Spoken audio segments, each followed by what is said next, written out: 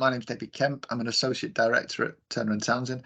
I'm also the Programme Director for the contract that we hold with the Department for Energy Security and Net Zero that includes the Social Housing Retrofit Accelerator. And if any of you are from local authorities as well, the Home Upgrade Hub Support Service. So we've got a really good overview of both the SHDF and the HUG 2 funding programme.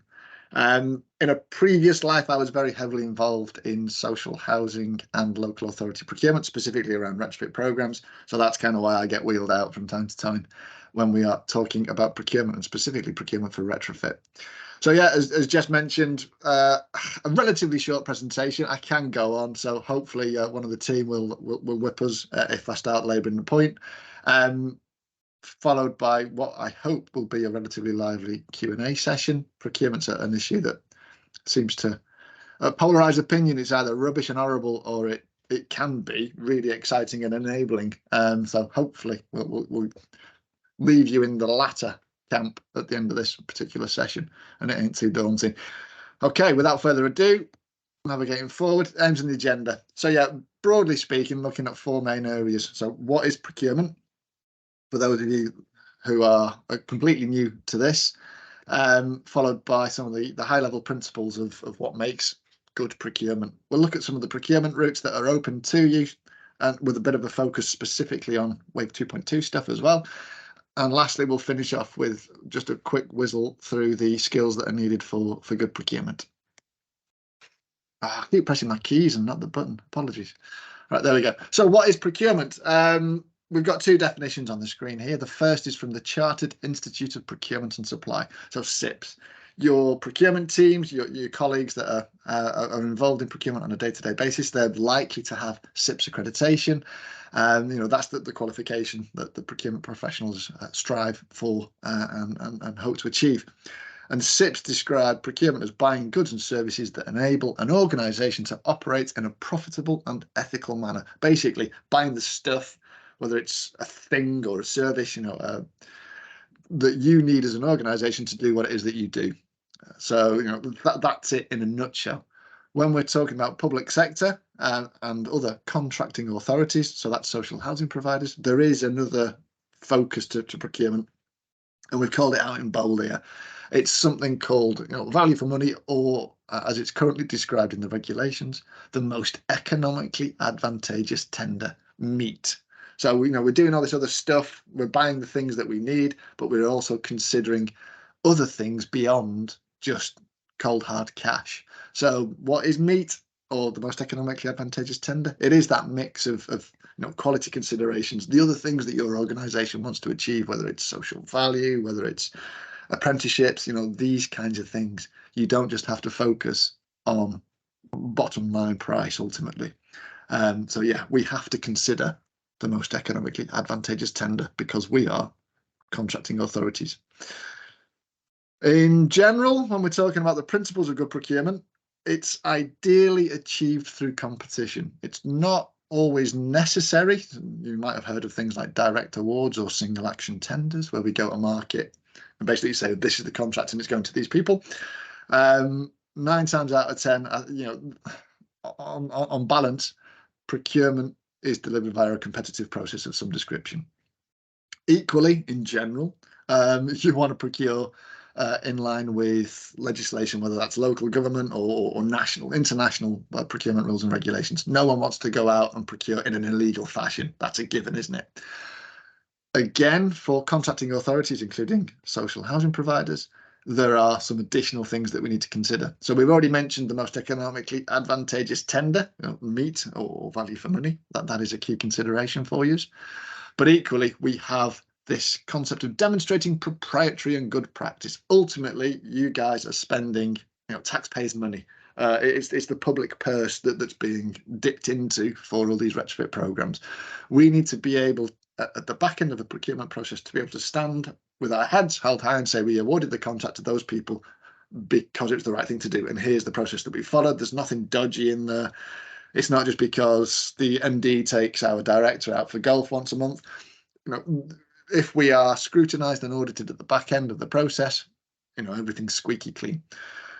We have also the Public Contract Regulations 2015. So that describes how contracting authorities and other public sector bodies have to procure, the things they need to consider. It's not really an exciting document to read, but it's worth familiarising yourselves with the contents of the PCR 2015, because it does articulate what you can and what you cannot do. So going back to awarding contracts, just because a supplier has been really, really helpful, and they might have done some surveys for you or things of that nature, you can't just give them the contract. So the PCR 2015 articulates the processes that we need to follow. And lastly, as organisations, in addition to the public contract regs, you might have your own organisational standing orders. So these are additional rules that your organisation has developed that say, this is how we go to market for stuff. This is where we advertise. This is how long we need the adverts open for. We need 5 quotes for that. There can be a number of different, slight nuanced rules that you need to get your heads around. Again, if you are looking to procure something, understand the different routes that your own organisation has got as well, because that can add delay if you don't know that you need to do a particular thing. So when it comes to Wave 2.2 related activity, noting that we are somewhat advanced in the year, there tends to be a couple of different ways that landlords are considering the procurement of stuff. So for all your planned investment works, 9 times out of 10, I think it's fair to say you will have existing contracts in place, and therefore a supply chain doing kitchens and bathrooms and roofing upgrades and all that jazz. Your planned investment program, it's been signposted to market, and you've got people doing that sort of stuff already. And were relevant, obviously those contractors are working towards building regulations compliance. They might be competent persons as described by the relevant part of the building regs and all that good stuff. This grant funded works, all this energy efficiency malarkey, obviously it's PAS 2035 certified. We are 9 times out of 10, again, looking at sorts of new procurements for this sort of thing. It's viewed as a bolt-on. It's not integrated within planned investment at this moment in time, because Wave 2.2 has come relatively late in the day. Obviously, supply chain that are delivering the grant funded activity, they need to be PAS 2030 2019 certified, and in due course is 2030 2023 certified.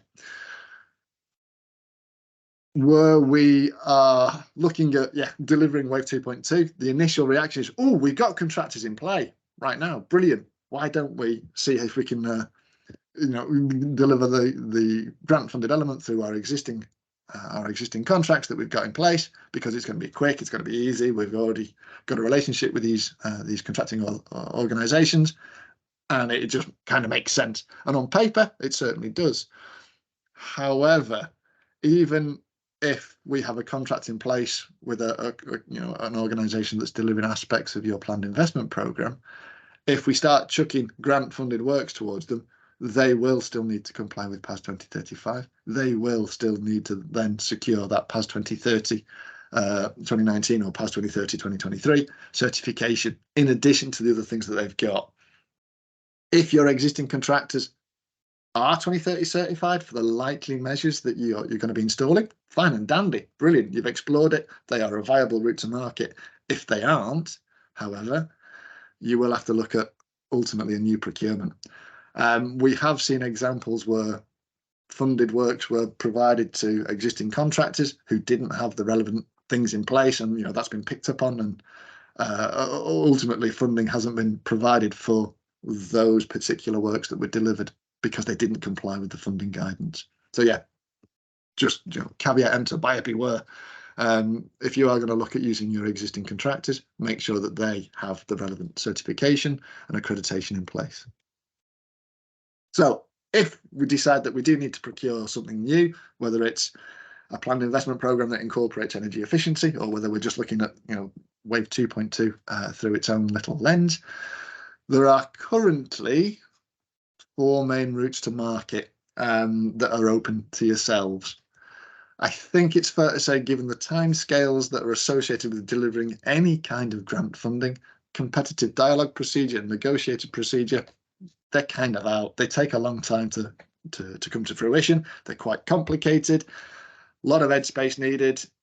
and we ain't got a lot of time to deliver this, to deliver these programs. So I think it's fair to say we can park them to one side. There is equally one I'm not even bothered putting on the slide, and that's innovation partnerships. That's proper niche, and yes, very, very complicated. So let's park that. So looking at it, I suppose, pragmatically, the kinds of procurement that we would look at mainly now are an open procedure. That's where you develop, your tender pack. This is what I want, and you go to market, and anybody can respond to it, and you evaluate and reply. We've also got the restricted procedure, which is the open procedure doubled effectively. So you might have come across pre-qualification questionnaires, and you might have heard that terminology before. You're effectively going to market to anybody and everybody. You're then reducing market down. These people have passed that first stage, the pre-qualification questionnaire. They are then invited to tender. So open procedure times 2, ultimately. Takes a bit longer. There are other routes, I suppose it's fair to say, and that's frameworks and dynamic purchasing systems. They're not in themselves their own procedure, if you will, like the open or the restricted, because frameworks and dynamic purchasing systems are procured via an open or a restricted procedure ultimately.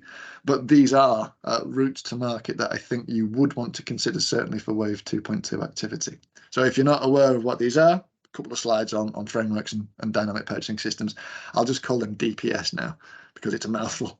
So a framework, there's a pool of pre-procured suppliers. The contractors have gone through a quality and commercial submission, and a certain number are awarded a position on this framework agreement. And you guys as buyers, you call off the goods and services that you need under that framework via a number of different routes, primarily via a mini competition. So that's where you rerun that competition stage. You can test some quality stuff and you can test some commercials again, or you can direct award. And that's basically saying, based on your requirement, and as long as obviously the companies that are on the framework are suitable for this, you can give your requirement directly to an individual that's identified as the most economically advantageous tenderer. So you don't even have to redo that competition. Going back to like my earlier slides around the principles or the general principles of procurement via competitive process, there has been a competitive process even in a direct award, because everybody that's appointed to that framework has had to go through a competitive process. So direct award off a framework is still complying with that general principle. So in terms of I suppose some of the benefits from using frameworks, there tends to be a smaller number of suppliers that can bid for a defined amount of works. So it's good for yourselves insofar as 10 contractors in the frame for 10 million quid's worth of work. Let's keep it nice and simple. They can assume that they are likely to secure £1 million worth of work via this framework agreement. And they would base their pricing accordingly. This is a good opportunity for me to sharpen my pencil because I can get £1 million, or if I'm super sharp and really good high quality, we might even get more than our fair share of work under this framework agreement. It drives competition, it drives efficiencies. So it's good for you in that respect. However, it's bad for those companies that don't get on it. So if a contractor was on holiday or they messed up their tender document, they're excluded from any kind of opportunities for the duration of that framework agreement. They're not on it, they're out of the tent, they're not allowed in. And they can run a framework for 4-5 years in some cases. So we've got supply chain companies that are a little bit miffed that they're not, they don't have a chance of winning your tenders or anything like that. So this smaller number of suppliers, defined volumes, it can lead to cost reductions. We've aggregated volume and demand and put that to market, and they like it. So if they're procured and managed well, a framework can provide you a fast, cost-effective route to market, and equally they can add value in the way that mini competitions are run. What worked well, what didn't work so well on a previous mini competition, the framework management organizations can build these lessons learned into your mini competition, for example. That said, not all frameworks are created equal. Some of them can be Equally, if they're not procured or managed well, they can be restrictive and not provide best value. So again, go into this sort of thing with your eyes open, test the market, identify, if you want to look at a framework, which is the best one for you and what meets your needs. DPS, a little bit different, but still, some respects similar to frameworks. So there's a procurement and suppliers are appointed to the DPS. The difference with the DPS is that there's no, for want of a better phrase, end date. If that supplier that wanted to have a crack at your opportunities was on holiday and missed the procurement, they can apply to get on the DPS later. You are not excluded for 4 or 5 years or what have you.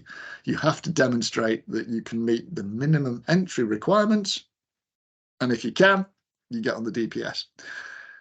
So it's really, really light touch, excuse me, to actually get a position on the DPS. There aren't any quality questions and there aren't any commercial documents that need to be responded to. There isn't even a specification, really.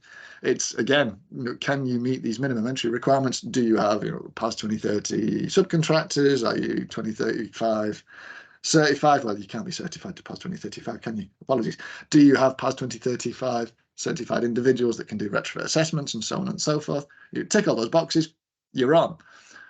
The challenge here is because there isn't a formal competition to get on the DPS, you will have to undertake a mini tender exercise or actually a competition every time you want to call off a dynamic purchasing system. So if you're SME contractors that grumbled about frameworks because they missed it or it was too long, it was too hard, there was too many quality questions, these same organisations will still have to respond to your quality questions, as it were. They still will have to respond to a commercial document that you develop. You cannot direct award. There's been no competition. Every call-off has to be via a competition. So yeah, easy to get on the DPS. You still need to jump through hoops to get the work at the back end of it.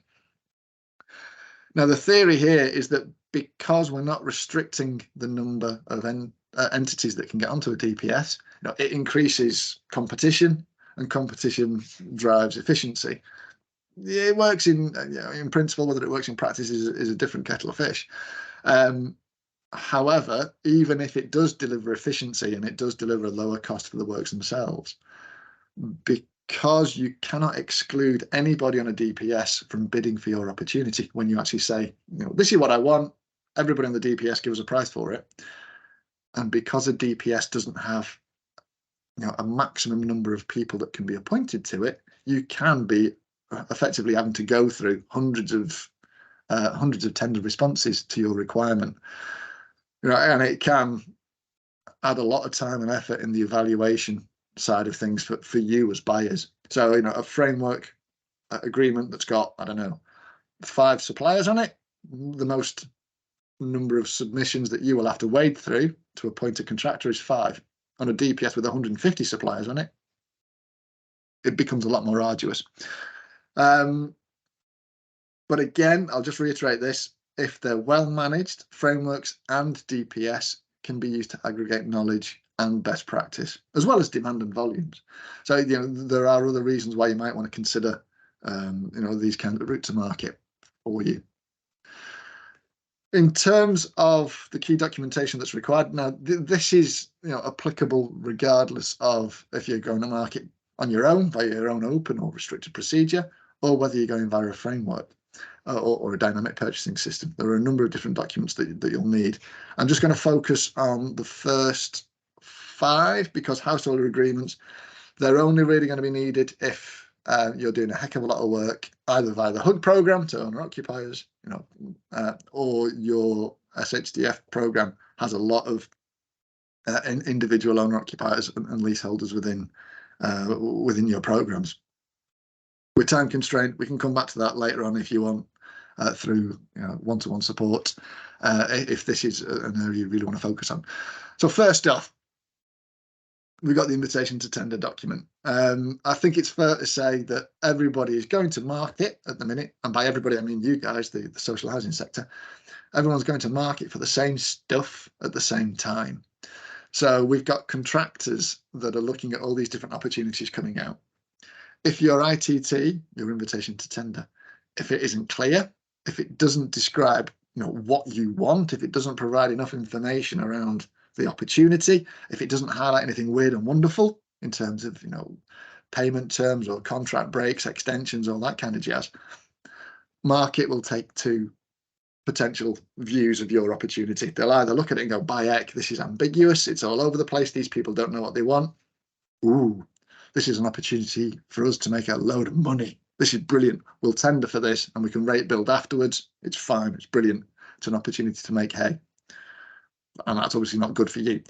The other outcome is, again, it's ambiguous. They don't know what they want. Oh my word, this is going to be a nightmare to run. We won't tender. Both outcomes aren't great. Obviously, they don't get your retrofit program delivered. So yeah, ITTs, be clear. All of those bullet points, consider them and incorporate them.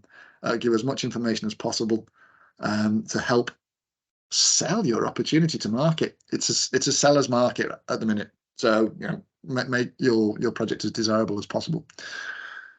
When it comes to quality questions, it's a given in it, but generic questions equal generic answers. So make your quality questions, I suppose, as specific to you, your organization, and your particular requirement. So if there are other things that are really important to your organization, like social value, whack it in there.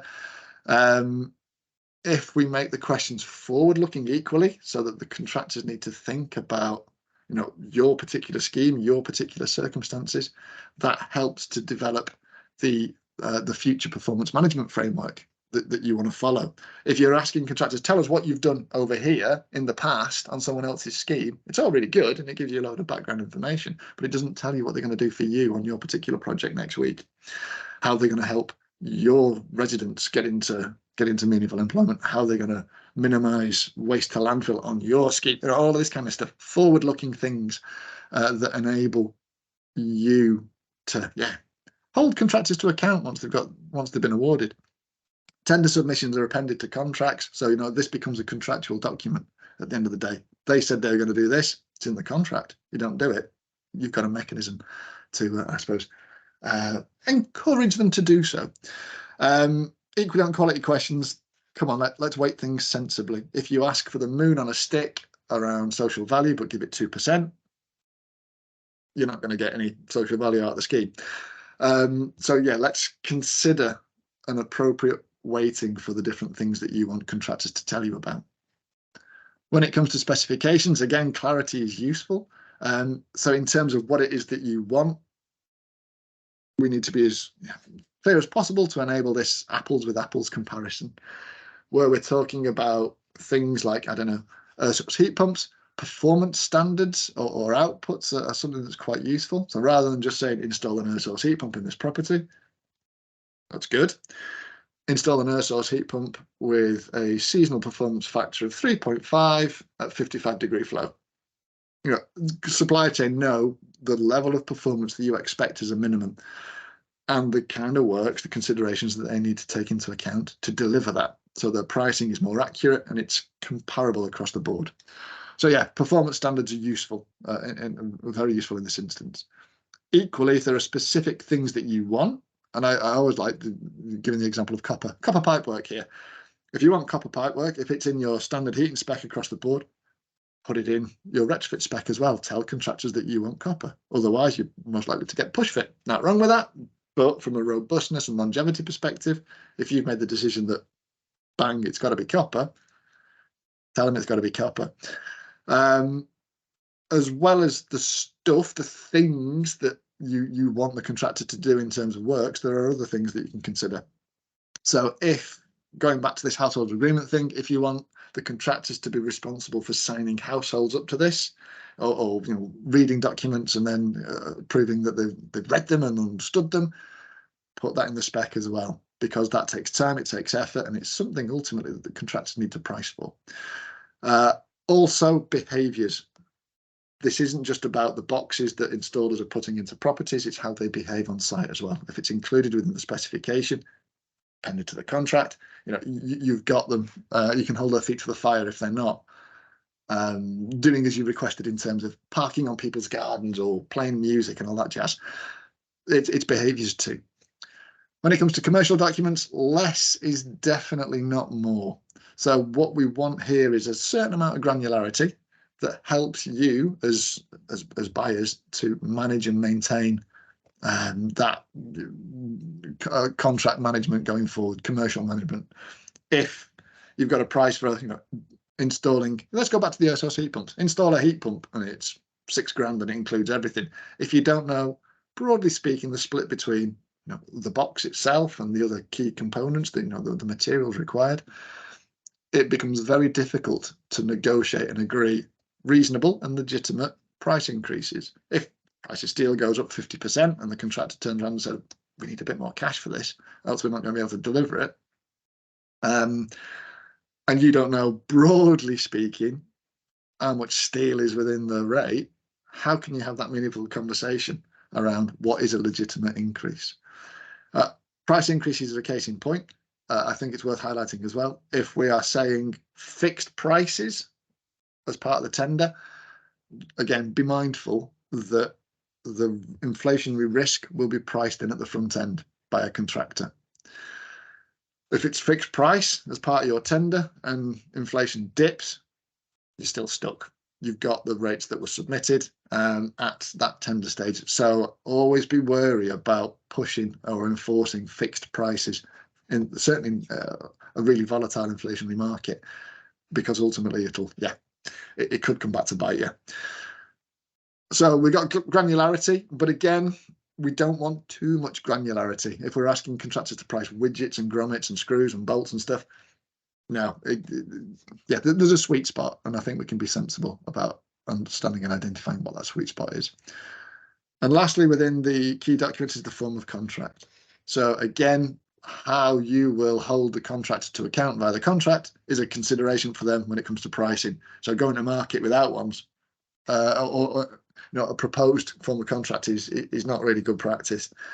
When it comes to retrofit, the likes of the Retrofit Academy and others have suggested, amongst others, that the measured term contract or that kind of form is pretty good, because when it comes to what is actually required in each individual property, that's only known after the retrofit assessment stage, and the measured term contract enables individual works orders to be called up. I won't go into detail. Measured term contract is one that's identified as not a bad one to use. Equally, if we've got any weird and wonderful, not penalties, that's the wrong phrase, mechanisms that you want to use to drive performance, make sure that they're embedded within the contract as well. Those are the key documents that you need ultimately pre-procurement. And this leads us quite nicely onto, I suppose, the example tender process. It's worth noting this particular snake diagram has been designed with an open procedure in mind, but it's equally applicable to a framework call-off. So if you think a framework is a really, really quick route to market, and include dynamic purchasing system with that within that definition as well, if you want, it can be quicker, but there are still certain steps that you need to follow before you go to market. So at the front end, we've got defining the requirement is what is it that we want? What is it that we need to procure? Hopefully, a lot of that's already been undertaken already as you start to formulate what your retrofit program might look like.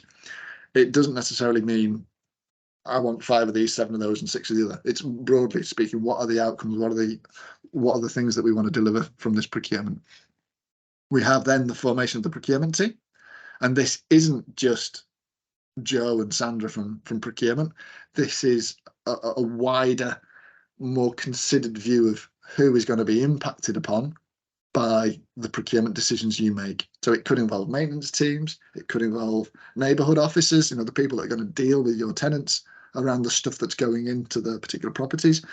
Your lettings teams, they need to understand equally the stuff that's being installed in homes, so that when a new tenant comes in, that can be, the information can be relayed.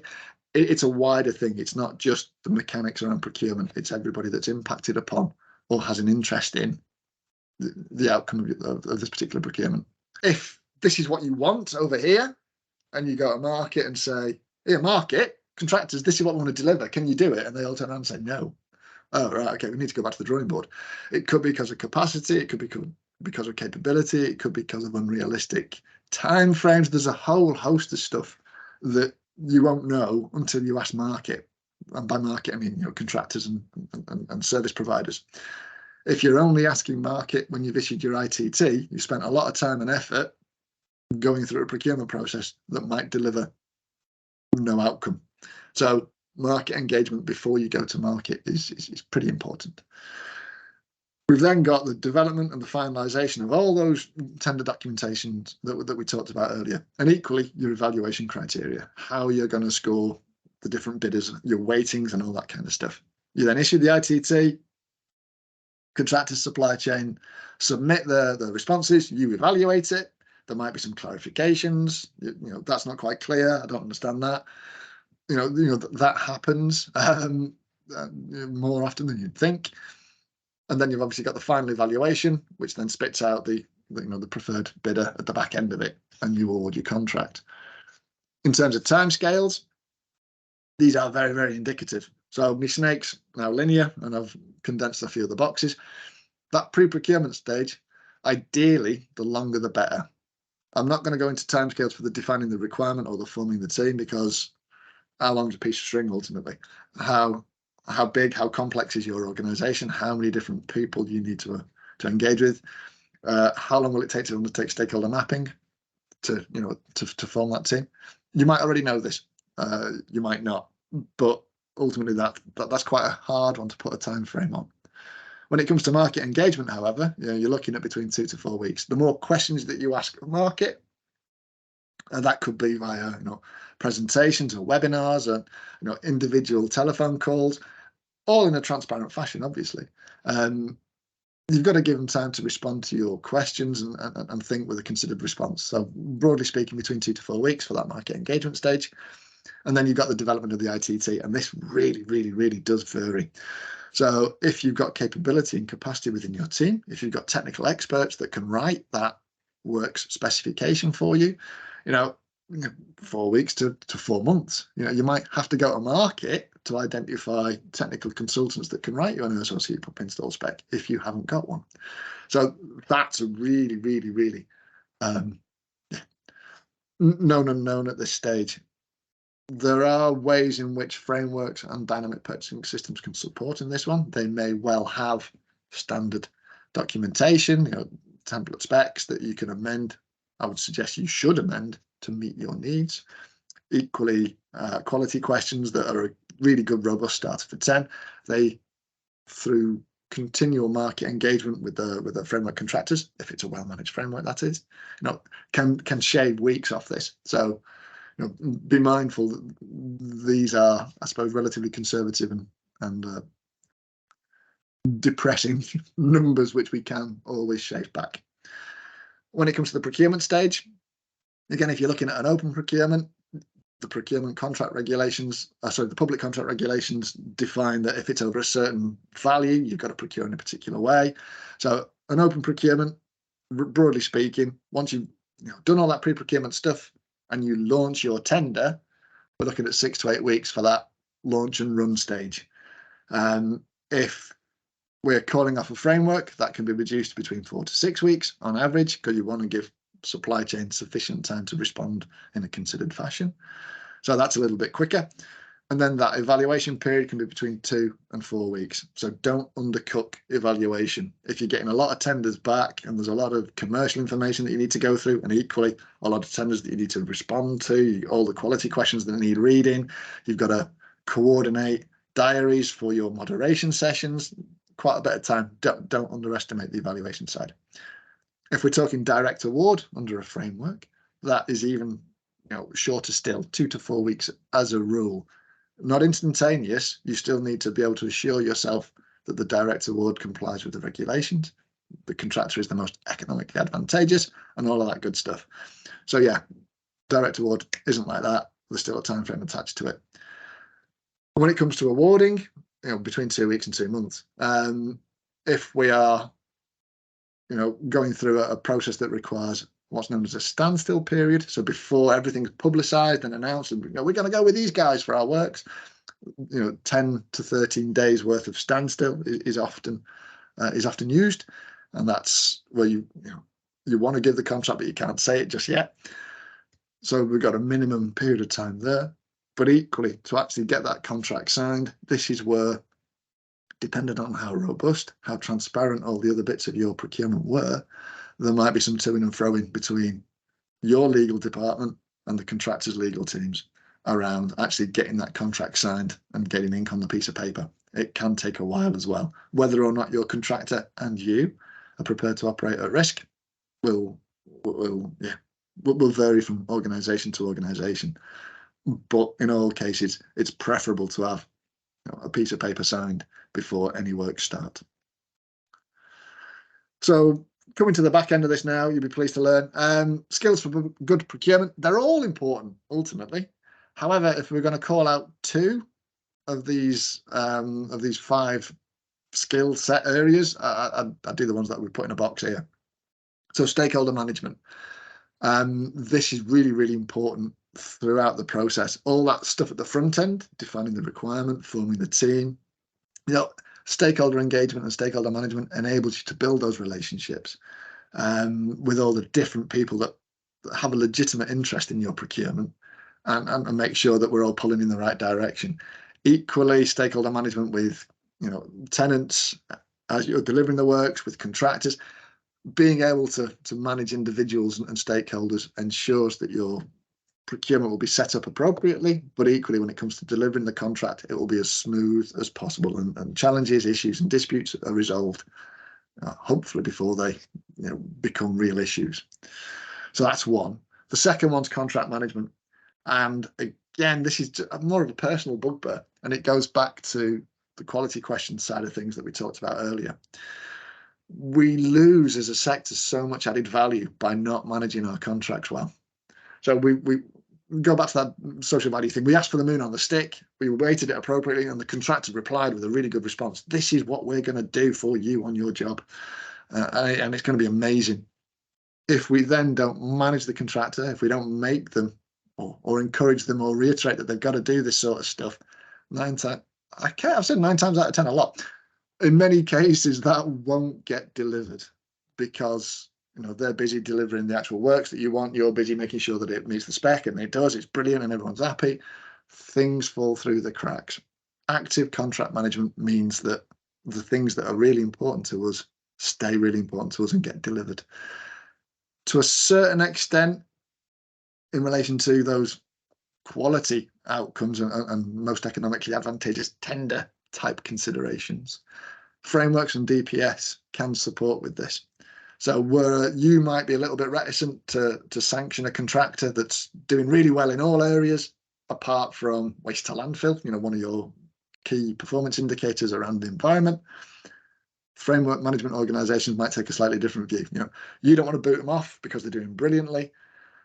If it doesn't meet the needs, the expectations of that framework management organisation or the DPS that you've used, they can have a quiet word with the contractor and say, come on, you've got to sort yourselves out, else you might be restricted from securing additional opportunities. We might red card you or yellow card you, or whatever the phrase is that the performance management system that those frameworks operate.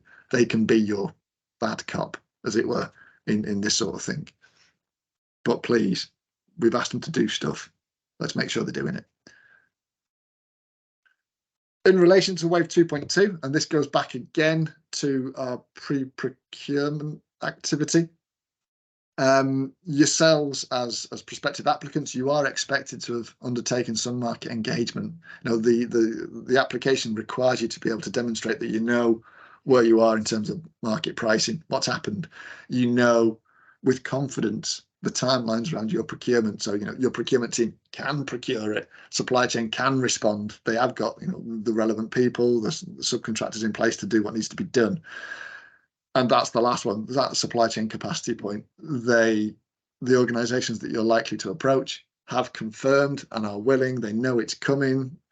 You launch your tender, they will respond, kind of thing. That's expected within your application. So the department, they do expect, again, a really strong cost confidence within the bid.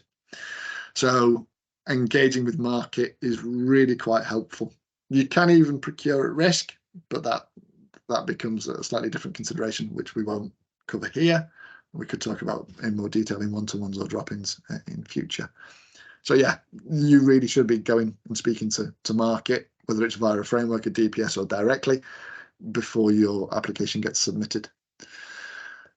Now, I think this is the penultimate slide, the procurement bill. So you might have heard something around the changes that are coming to the procurement landscape.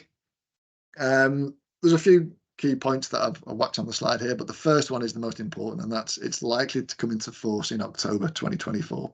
So everything that you're going to be procuring for Wave 2.2, unless you're really, really, really late, is going to be under the current regime and the current system and the one that we've described.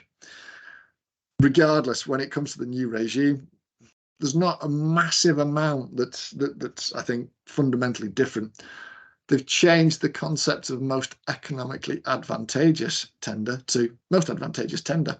The government's dropped the economic bit, so you can place significantly greater emphasis on wider organisational objectives, social value, whatever you want to call it. MAT replaces MEET.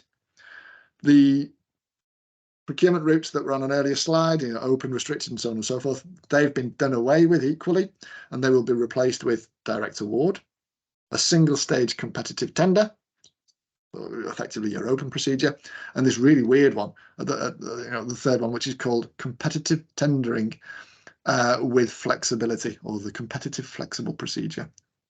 So that's going to take, I think, a little bit of getting used to, because you as a buyer need to be able to demonstrate why your process, the steps that you're putting in place, are appropriate. So how used that's going to be until there's some case law, I'm not entirely sure. But certainly, single stage competitive tendering process, it's the open procedure that we talked about at the minute. There is also a quite interesting one insofar as we can exclude bidders from tendering for poor performance. Now, the onus will be on the buyers to demonstrate what poor performance is and make sure that it is truly poor performance and not just misunderstanding. But that's quite an interesting addition to the procurement landscape. But in summary, only comes in October as it currently stands. And that is that. I've gone on a little bit longer than I normally do. Apologies. You've got the email addresses there and the website and all that stuff. Thank you.